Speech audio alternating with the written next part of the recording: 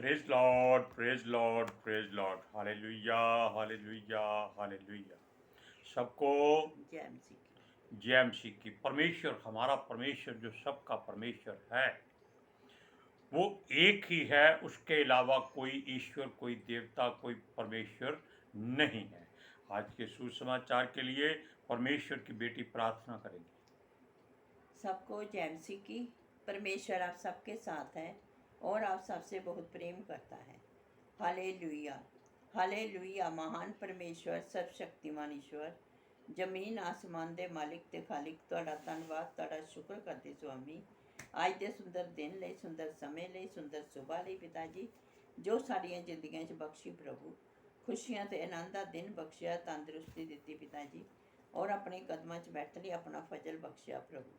ਇਹ ਸਭ ਤੁਹਾਡੀ ਦਇਆ, ਤੁਹਾਡੀ ਕਿਰਪਾ ਮੇਰੇ ਪਿਤਾ ਪਰਮੇਸ਼ਵਰ, ਔਰ ਤੁਹਾਡੀ ਬੇਟੀ ਹਿਰਦੇ ਤੋਂ ਤੁਹਾਡਾ ਧੰਨਵਾਦ, ਤੁਹਾਡਾ ਸ਼ੁਕਰ ਕਰਦੀ ਸਵਾਮੀ। ਜੋ ਸੇਵਾ ਬਖਸ਼ੀ ਪ੍ਰਭੂ, ਹਰ ਰੋਜ਼ ਵਚਨ ਦਿੰਦਿਆਂ ਪ੍ਰਚਾਰ ਕਰਨਾ, ਉਸ ਲਈ ਵੀ ਤੁਹਾਡਾ ਧੰਨਵਾਦ, ਤੁਹਾਡਾ ਸ਼ੁਕਰ ਕਰਦੇ ਹਾਂ ਪਿਤਾ ਜੀ। ਹੁਣ ਬੇਨਤੀ ਕਰਦੀ ਪਿਤਾ ਜੀ, ਤੁਸੀਂ ਹੁਣ ਆਪਣੇ ਵਚਨ ਦੇ ਅਨੁਸਾਰ ਸਾਡੇ ਵਿਚਕਾਰ ਆਓ ਔਰ ਵਚਨ ਪੜ੍ਹਨੇ 'ਚ, ਪ੍ਰਚਾਰ ਕਰਨੇ 'ਚ ਸਾਡਾ ਮੂੰਹ ਬਣ ਕੇ ਬੋਲੋ ਪਿਤਾ ਜੀ, ਤਾਂ ਕਿ ਤੁਹਾਡਾ ਦਿੱਤਾ ਵਚਨ ਤੁਹਾਡੀ ਇੱਛਾ ਦੇ ਮੁਤਾਬਿਕ ਮੇਰੇ ਪਿਤਾ ਪਰਮੇਸ਼ਵਰ ਦੁਨੀਆ ਦੀ ਸ਼ੋਰ ਤੱਕ ਪਹੁੰਚੇ। ਤੁਹਾਡਾ ਧੰਨਵਾਦ, ਤੁਹਾਡਾ ਸ਼ੁਕਰ ਕਰਦੇ ਹਾਂ ਪ੍ਰਾਰਥਨਾ ਸੁਣਨ ਲਈ। ਪ੍ਰਾਰਥਨਾ ਪ੍ਰਭੂ ਯੀਸ਼ੂ ਦੇ ਸਮਰਥੀ ਤੇ ਪਵਿੱਤਰ ਨਾਮ ਵਿੱਚ ਮੰਗ ਲੈਂਦੇ ਹਾਂ, आमीन। आमीन। Praise Lord. सुनिए, परमेश्वर का वचन जो जीवन है, उसको परमेश्वर चाहता है कि हर कोई अपना ले। आप जानते हैं कि मूसा के समय में परमेश्वर ने उनको दो बातें कही थी कि वो इजरायलियों को जीवन और मृत्यु के वचन देता है, लेकिन वो चाहता है कि उसके लोग जीवन को चुन लें, मृत्यु को रिजेक्ट कर दें, छोड़ दें, उसकी तरफ मत जाएं, उसके बारे में सोचे भी नहीं, क्योंकि संसार तो क्या, पूरी सृष्टि में परमेश्वर के अलावा कोई और उसके मुकाबिल, उसके तुल्य नहीं है। हालेलुया। क्योंकि वो महिमा के योग्य है, केवल महिमा उसी की ही होनी चाहिए। हालेलुया। सुनिए, वो ही सच्चा है, वो ही न्यायी है। आप जानते हैं कि परमेश्वर का न्याय कभी गलत नहीं हो सकता। जब कोई गलती लोग महसूस करते हैं तो वो ऊंचे ऊंचे चिल्ला चिल्ला कर, रो रो कर, चीख चीख कर कहते हैं, हाय रब्बा तू की कर देता। लेकिन वो कभी गलत नहीं करता। वो भूल जाते हैं कि जिसने इस मनुष्य के साथ ऐसा कष्टदायक समय दिया है, या उसको मृत्यु दी है, या उसको किसी मुसीबत में डाला है, तो उसकी कोई इच्छा और मर्जी होती है, और वो इच्छा और मर्जी मनुष्य की भलाई के लिए होती है। एक जगह पे कहते हैं कि अच्छे लोग, धर्मी लोग जल्दी उठा लिए जाते हैं, ताकि वो आने वाली मुश्किल से, मुसीबत से बच जाए। हालेलुया। सुनिए, मनुष्य केवल घमंडी, झूठा, पखंडी और पापी, गुनाहगार, पता नहीं क्या क्या हो सकता है, जो कभी न्याय नहीं कर सकता। हालेलुया।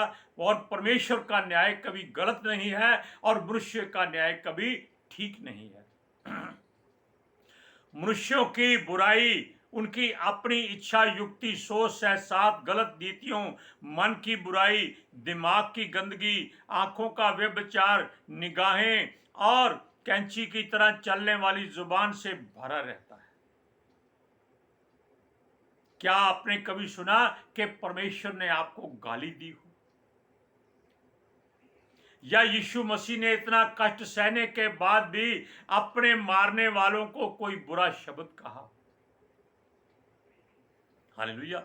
सुनिए, वो केवल अच्छा होने का और दिखावा करने का ढोंग जो है, वो केवल मनुष्यों में ही है। हालेलुया। न्याय कभी कर ही नहीं सकते। ये अन्याय की दौड़ में ही वाह वाह का काम करते हैं। हालेलुया। क्योंकि ये धन दौलत की भरमार से और बुराइयों की और अपनी सामर्थ के तुल्य किसी को ना जानकर अपनी वाह कराते हैं कि जो कर रहे हैं वो ठीक कर रहे हैं। हालेलुया। अब देखिए, ये खून करने ताड़ना देने में ज्यादा विश्वास रखते हैं। प्रकाशित वाक्य में कहा गया है कि जिन्होंने परमेश्वर के दासों और भविष्यवक्ताओं और पितृ लोगों को प्रताड़ित किया, उनका लहू बहाया और उनको कत्ल किया। जो दुख देने वाले थे उनको परमेश्वर के दूत ने, यानी कि उन लोगों को जिन्होंने ये कत्ल किया था, परमेश्वर के दूत ने नदी पर एक कटोरा जो उसको दिया था बहाकर लहू बना दिया ताकि ये पिए। कौन? दुख देने वाले। अब उसको पूछा जाता है कि ये काम क्यों हुआ है? इन्होंने परमेश्वर के पुत्र लोगों का, नबियों संतों का, भविष्यवक्ताओं का लहू बहाया है और तूने इनको लहू पिलाया है। ये प्रश्न परमेश्वर से पूछा जाता है। क्या ऐसा कोई कर सकता है? केवल उस स्वर्ग की बातें स्वर्ग में ही होती है। हालेलुया। सुनिए, क्योंकि परमेश्वर के दूत ने जो पानियों पर स्वर्ग दूत था, उसने पानी का कटोरा या कुछ जो परमेश्वर ने उसको दिया था कटोरे में था, उसने नदियों और जलाशयों पर फैला दिया और सारा का सारा लहू हो गया। ये लहू बुरा नहीं था, ये अच्छा था। ये बुरे लोगों को पिलाने के लिए परमेश्वर की युक्ति थी। यह न्याय किया है, क्योंकि परमेश्वर के वचन में लिखा है कि जिन्होंने हुक्म दिया था, जो सच्चा और न्यायी है वो पवित्र है, उसी ने यह न्याय किया है और उसकी बात कौन टाल सकता है।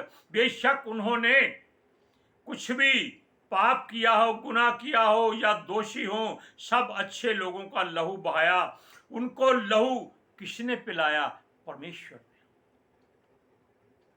क्योंकि वो बुरे के साथ बुरा जरूर बनता है, लेकिन उसके साथ जो उसके लोगों की बुराई करता है। परमेश्वर की बुराई कोई नहीं कर सकता, उसके विरोध में कोई खड़ा नहीं हो सकता, लेकिन जो लोगों के विरोध में परमेश्वर के आगे आ जाता है वो उसको नाश भी कर देता है। लेकिन यहाँ बात उल्टी हो गई। उन्होंने लहू पिलाने का हुक्म दिया था, क्योंकि वो जानता है कि जो कुछ भी हो रहा है सब परमेश्वर की इच्छा से, मर्जी से और युक्ति से हो रहा है। क्योंकि जो वो न्याय करता है उसमें अन्याय या खोट कभी नहीं होती। आप समझिए मेरी बात। यानी कि परमेश्वर के स्वर्गदूत को एक सवाल किया गया कि जिन लोगों ने परमेश्वर के पुत्र लोगों का, भविष्यवक्ताओं का, संतों नबियों का लहू बहाया था, उनको तूने लहू पिलाया है। लेकिन परमेश्वर ऐसा क्यों करता है? ये कई बार हो चुका है, बता भी चुके हैं कि वो तो दुष्ट के मरने से भी प्रसन्न नहीं होता। वो चाहता है कि सारा जगत बच जाए, इसीलिए उसने जगत से प्रेम करके जगत के लिए अपना इकलौता पुत्र दे दिया था, ताकि जो कोई उस पर विश्वास करे वो कभी नाश ना हो। अब प्रकाशित वाक्य एक सबसे पवित्र पुस्तक, इसकी कोई बात ऐसी नहीं है जिसको आप अनसुना या अनदेखा कर सके या इग्नोर कर सके, और इसमें सब कुछ पॉसिबल है और ये आने वाली बातें हैं जो आएंगी। आप वचन को पढ़िए और समझने की कोशिश कीजिए। प्रकाशित वाक्य 16 अध्याय उसकी 4 से 6 आयत तक। हे पवित्र जो है और जो था वह न्यायी है और तूने ये न्याय किया, क्योंकि उन्होंने पवित्र लोगों और पवित्र भविष्यद्वक्ताओं का लहू यहोवा को नहीं दोबारा पढ़ो, दोबारा पढ़ो, इथों पढ़ो। 4 तो क्या ना तीसरे स्वर्गदूत ने सब तीसरे स्वर्गदूत ने अपना कटोरा नदियों और पानी के सोतों पर उड़ेल दिया और वह लहू बन गया। तब मैंने पानी के स्वर्गदूत से ये कहते सुना, हे पवित्र जो है और जो था, वह न्यायी था और ना वह न्यायी है और तू न्यायी है। छोड़ो यार, वचन में कहता जन पढ़ो, वचन सब तो जीवन है। सुनो, तीसरे स्वर्गदूत ने अपना कटोरा नदियों और पानी के सोतों पर उंडेल दिया और वे लहू बन गए। तब मैंने पानी के स्वर्गदूतों को यह कहते सुना, हे पवित्र जो है जो था, तू न्यायी है और तूने यह न्याय किया, क्योंकि उन्होंने पवित्र लोगों और भविष्यवक्ताओं का लहू बहाया था और तूने उन्हें लहू पिलाया, क्योंकि वे इसी योग्य हैं। हालेलुया। अब देखिए, क्योंकि परमेश्वर की मर्जी है, जो वो करे वो ठीक है। हम उसके काम में ना रुकावट डाल सकते हैं, ना दखल अंदाजी कर सकते। सुनिए, हमारा परमेश्वर जानता है कब, क्यों, कहां और क्या करना है और किसके लिए करना है। ये लहू पीने वाले इसी योग्य थे, ये परमेश्वर जानता है, हम नहीं जानते। क्योंकि हो सकता है कि परमेश्वर नहीं चाहता कि ये लोग नाश हो जाएं, क्योंकि ये अनजान थे, इन्होंने गलतियां की हैं, पाप किया है। लेकिन यीशु मसीह ने पहले इस बात की भविष्यवाणी कर दी थी कि उसके नाम के भरोसे अगर आप रहेंगे तो आपको हर कष्ट, आपको हर दुख सहना पड़ेगा। आप जेलों में डाले जाएंगे, मारे पीटे जाएंगे, अधिकारियों के सामने उपस्थित किए जाएंगे। हो सकता है जो आपको मारेगा वो समझेगा परमेश्वर की सेवा कर रहा है।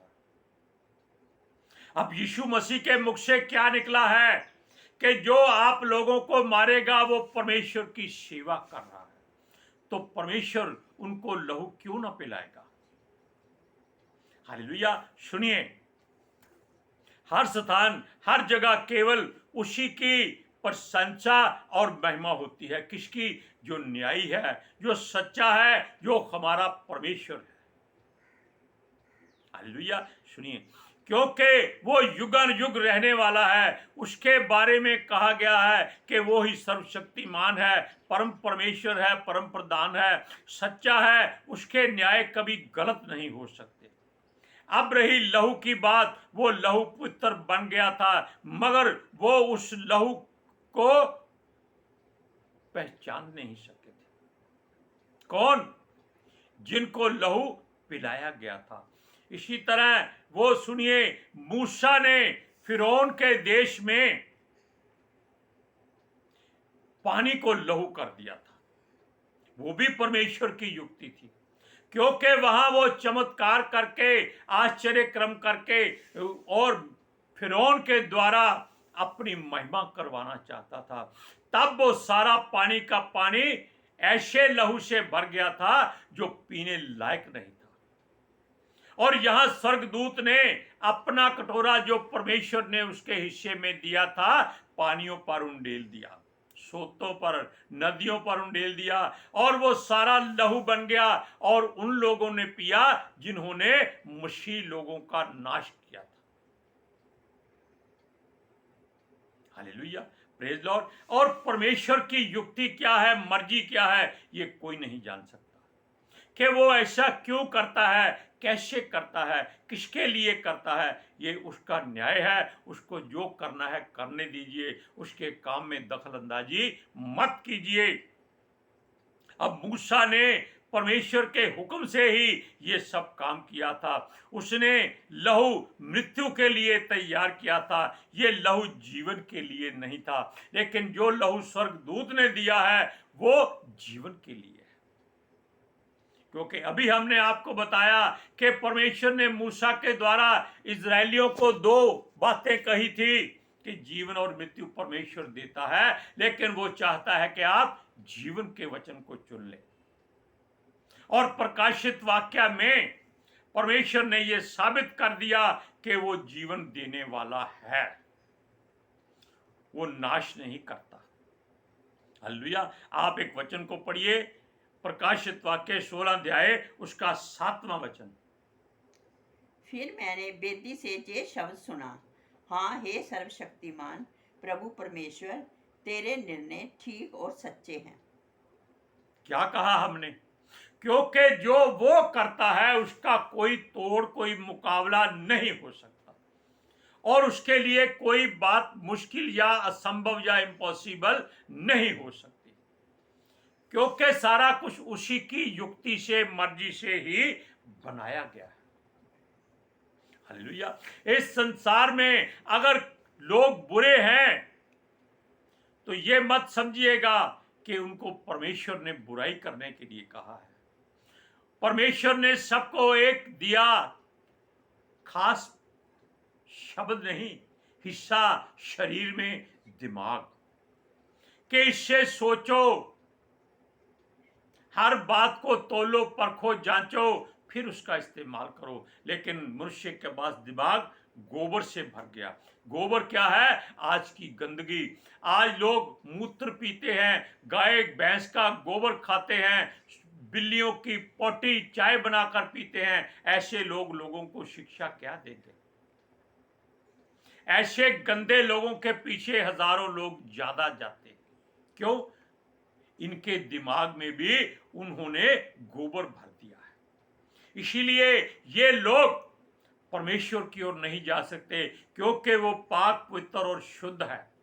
उसके पास केवल वही जाएगा जो इन बातों से घृणा करता है, घिन्न करता है। क्यों? ये गंदी वस्तुएं। आप जानते हैं कि जब इजरायली जंगलों में परमेश्वर के हुक्म से कनान की ओर जा रहे थे, तो रास्ते में वो जहां ठहरते थे वहां उनको जंगल में जाना पड़ता था, सुबह उठकर ताजा होने के लिए, फ्रेश होने के लिए, नदियों पर नहाने के लिए। लेकिन परमेश्वर ये भी जानता है कि उनको क्या करना चाहिए। उनको परमेश्वर ने हुक्म दिया कि जब तुम जंगल पानी जाओ, अपने साथ एक लोहे की कस्सी लेके जाओ, ताकि अपने बिष्टा को मिट्टी से ढक दो, क्योंकि परमेश्वर सब जगह विचरता है और ये गंदगी परमेश्वर देखता नहीं है, ये मनुष्य के भीतर से निकलती है। हालेलुया। अब सुनिए, परमेश्वर के न्याय के सामने कोई ठहर नहीं सकता। फिर भी जो संसार के मूर्ति पूजक हैं और मृत्यु से डरते हैं, वो दोनों केवल दुष्ट आत्माओं से डरते हैं, वो परमेश्वर से नहीं डरते। और परमेश्वर प्रकाशित वाक्य में ऐसे ऐसे जीव जंतुओं को दिखा रहा है जो ऐसे लोगों पर राज्य करेंगे और इनको अपने पीछे लगाएंगे, इनकी सारी सामर्थ छीन लेंगे, इनके सारे अधिकार छीन लेंगे, और वो मेमने के विरोध में इनको साथ लेकर लड़ेंगे। ये परमेश्वर की युक्ति है कि इन लोगों को नाश कैसे करना है। इन्हीं के द्वारा, इन्हीं की जुबान से, इन्हीं की युक्तियों से, इन्हीं के तरीकों से, क्योंकि परमेश्वर की ओर कोई उंगली नहीं उठा सकता कि उसने ये बुरा किया है। अब सुनिए, तब परमेश्वर ने जिस